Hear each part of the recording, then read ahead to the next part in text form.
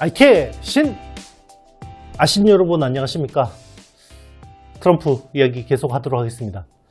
촬영 날짜 4월 8일인데 여러분들이 이 영상을 보시는 시점에 트럼프가 혹시나 생각을 바꿔먹어서 시장이 반등이 났으면 좋겠습니다. 그러면 제 지금 이 전망들이 무의미해져도 저는 굉장히 기분이 좋을 것 같습니다. 어쨌든 지금 현 상황에 대해서 다시 이야기해 보도록 하겠습니다. 지금 제일 저한테 많이 물어보는 게 반도체에 대한 반도체에 대해서 관세를 부과하게 되면 어떻게 되냐 많이 물어봅니다. 네, 저도 잘 모릅니다. 왜냐하면 반도체는 관세가 부과된 적이 거의 없어요. 네. 글로벌 무역에서 관세가 없습니다. 네.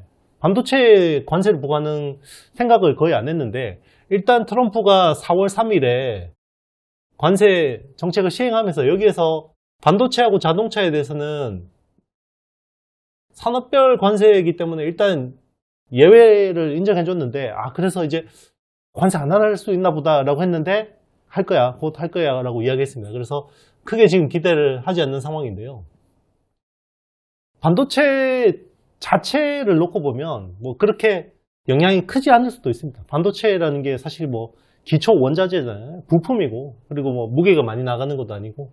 근데 이제 중요한 게 이제 제조 관점에서 보면 반도체를 제일 많이 필요로 하는 데가 제조 국가들이겠죠. 그래서 중국, 한국, 최근에 대만 정도가 있죠. 네, 대만. 그리고 이제 탈중국의 어떤 핵심 기지로서 베트남이 지금 부각했고, 그리고 이제 인도 이런 데가 있겠죠. 네. 근데 이번에 뭐 트럼프가 지금 중국에 대해서는 일단 34%에 대해서 이번에 발표한 거고, 이것저것 다 하면 지금 100%가 넘습니다. 이게 너무 복잡해가지고. 그리고 이게 뭐 사실 정책이 그렇게 디테일하지도 않습니다. 트럼프의 정책이.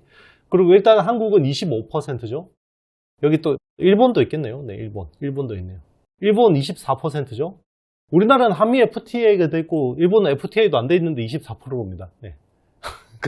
20화가 잘해서 그런 건지 모르겠습니다. 하여튼 뭐 이유는 없어요. 그리고 대만 같은 경우는 32%죠. 네, 32%. 그리고 베트남은 지금 46%입니다. 그리고 인도가 지금 27%. 자, 이런 식으로 관세를 매기면 여기서 반도체가 들어갔다가 결국 어디로 수출이 됩니까? 미국 소비 시장으로 이제 수출이 되겠죠. 그러니까 지금 이게 영향이 큽니다. 왜냐하면 일단 반도체를 제일 많이 사용하는 데 보면 스마트폰. 자, 스마트폰이 전 세계에서 미국 소비자들이 얼마나 쓰냐? 네, 16% 정도 수입을 합니다. 전 세계 스마트폰에. 그리고 PC의 30% 정도를 삽니다. 그리고 TV 같은 가전. 여기 29%를 사요. 자, 그러면 여기 플러스 관세가 다 포함돼서 가격을 전가할 수밖에 없겠죠. 그러면 어떻게 돼요? 가격이 아무리 대충 잡아도 한 30-40%는 오르지 않겠어요? 가격이? 자, 그러면 기존에 TV 100만 원 하는데 130만 원, 140만 원 하면 너 살래? 그러면 사겠어요? 소비가 좋아질 수가 없죠. 전 세계 GDP의 25%가 미국이고 소비의 거의 30% 중후반대가 미국이죠. 3분의 1이 거의 미국이 소비를 합니다. 그죠? 자, 그러면 이게 결국 반도체 수요를 불어들인다는 거죠. 수요. 특히나 이제 B2C. 요런 수요를 망가뜨릴 수 있다. 그게 이제 반도체한테 안 좋은 거예요. 당장 뭐 이런 것들이야 이들 국가들한테 다 관세를 매길 수 있겠지만 이게 문제고요. 자, 그리고 이제 지금 B2B도 문제가 심각합니다. B2B는 지금 AI 혁명이잖아요. 그래서 빅테크들이 AI 캐펙스 지금 군비 경쟁을 하고 있습니다. 자, 이거는 미중 패권 전쟁의 일환이죠. AI에서는 지금 트럼프가 반드시 이겨야 된다라고 이야기를 하고 있었고, 그리고 여기에 대해서 실리콘밸리의 기업인들이 트럼프를 지지한 이유가 뭡니까? 감세잖아요, 감세. 감세하고 규제 완화잖아요. 자, 이거를 가지고, 이것 때문에 지지를 한 건데, 지금 관세를 이렇게 두들겨 맞게 되면 빅테크들의 캐펙스에도 영향을 줄 수밖에 없습니다. 예. 그러니까 당장 이게 투자를 지연시키거나 축소를 일으킬 수도 있어요. 최근에 여기서 제일 불안한 게 마이크로소프트죠. 마이크로소프트가 계속해서 AI 캐펙스에 대해서 약간 기존 스탠스하고 좀 달라지는 모습들을 보이고 있죠. 그러면 이거는 결국 미중 패권 전쟁이란 말이에요. 미중 패권 전쟁에서 AI 전쟁에서 자살행위죠. 네. 미국 기업들의 경쟁력이 취약해지게 됩니다. 투자를 지연하거나 축소하게 되면 그 사이에 중국은 굉장히 투자를 속도를 내겠죠. 그러면 이제 트럼프 땡큐 그러고 있겠죠. 시진핑이. 이게 문제라는 겁니다. 그리고 또 하나의 큰 문제가 있습니다. 이게 미국의 제조업 리쇼어링 그리고 제조 탈중국 흐름이 지금 어떻게 보면 바이든 행정부에서 가장 잘한 거라고 볼 수 있는 거죠. 자, 탈중국화를 하기 위해서는 결국은 베트남, 인도네시아. 자, 아직 뭐 제조에서 잽도 안 됩니다. 자, 이쪽을 키워줘야 돼요. 반대급부로. 키워줘야 되는데, 자, 지금 트럼프의 정책은 오히려 이 탈중국 쪽의 관세율이 굉장히 높아요. 그러니까 경쟁력을 오히려 망가뜨리고 있는 거죠. 그리고 이제 미국의 제조업 리쇼어링. 자, 얼마 전에 현대차 정의선 회장이 가서 자, 미국에 30조 원을 투자하겠다라고 했으니까 아, 이제 관세 낼 필요 없습니다라고 해서 립 서비스를 해주더니 그대로 부과했습니다. 네. 트럼프는 디테일이 없어요. 디테일이. 정책에 디테일이 없어요. 디테일이 없는 지도자인 거죠.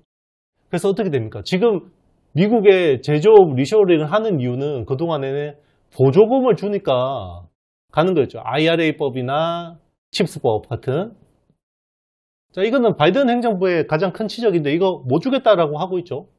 이미 지금 TSMC는 엄청나게 투자를 했고 투자했는데 못 주겠다 그러고 있는 거고 이제 삼성전자 파운드리 그리고 SK 하이닉스 어드밴스드 패키징하고 유리기판. 자, 이렇게 되면 문제가 뭐냐면 미국 내에서의 이 반도체 팹 투자 비용을 보면요. 한국하고 일본 대비해서 거의 2배 수준입니다. 미국에서 투자를 하게 되면. 자, 보조금을 받을 수 있으니까 들어가는 거지 이게 경쟁력이 없어요. 그리고 대만 같은 경우는 사실 거의 3배의 비용이 듭니다.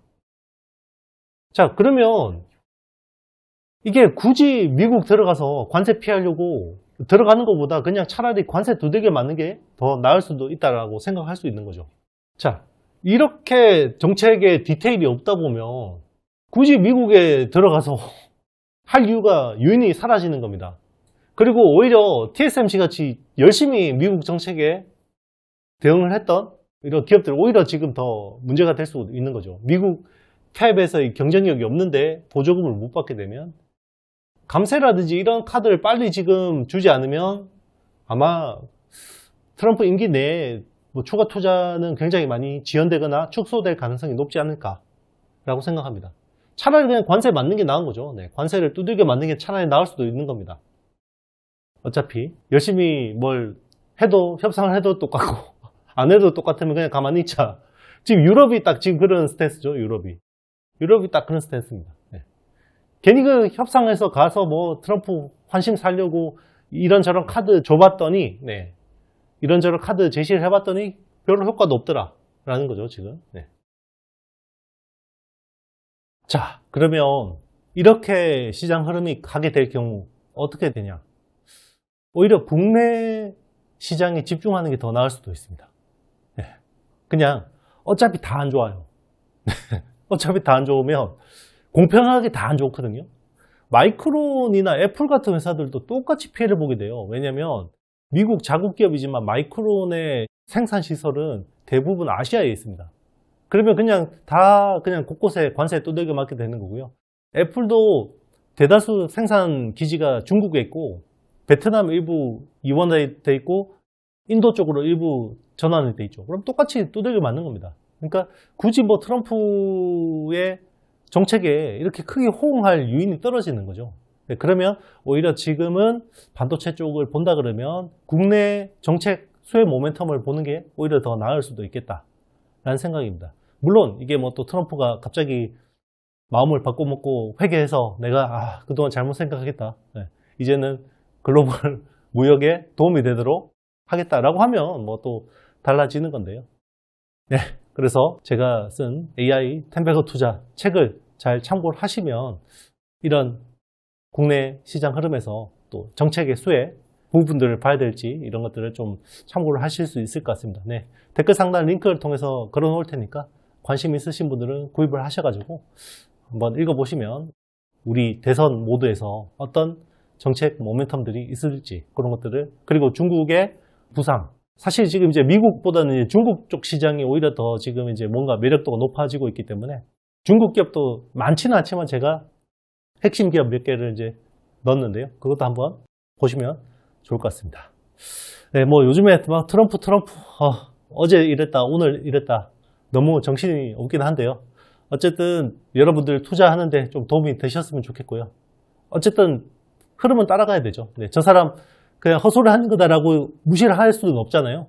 세계 최강국 국가의 대통령이고, 네, 그만큼 영향력도 크기 때문에 시장이 이제 왔다 갔다 하긴 하는데, 여기서 우리가 또 흐름을 잘못하면 또 우리 계좌가 녹아버릴 수도 있으니까 당분간 굉장히 조심하면서 이런 흐름들을 잘 짚어 나가시면 좋을 것 같습니다.